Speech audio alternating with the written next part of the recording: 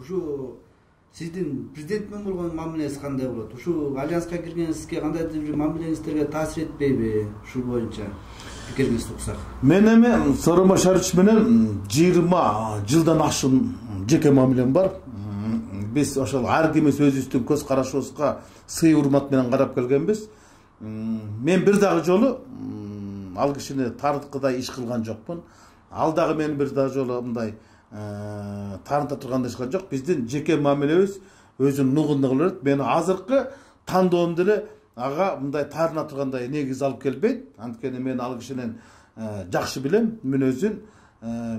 Анткени мен ойлоп турам, менин ушу жаңы бир ынтымакка барганымдан ал киши тарынып мындай мамиле өзгөрөт депчи. Жок, мамиле өз нугунда кала берет деп мен терең ишенем.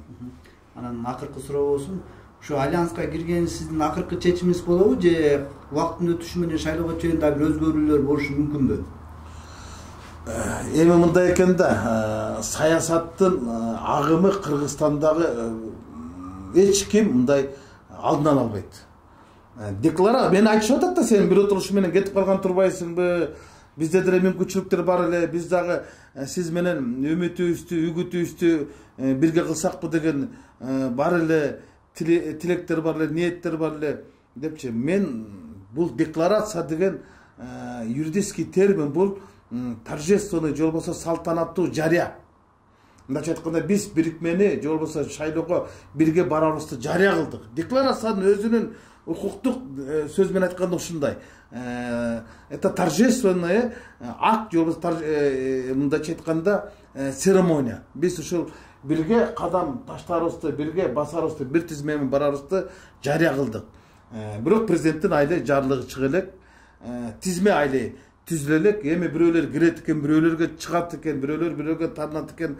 Алдыда кандай кырдаал болуп кетет, бирок биз ниетибизди, тилегибизди билдирип, бир тизме менен барабыз деп кол коюштук. Бул акыркы чечим эмес. Акыркы чечим бул президенттин жарлыгы чыгат, анан кийин партиялардын съездери болот.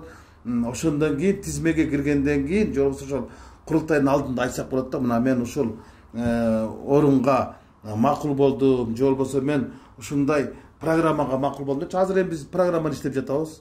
Программадан кийин анан кийин тизме түптөлүп баштайт. Анан эми көз караштар азырынча жакшы эле иштерди баштап алып барганы жатабыз.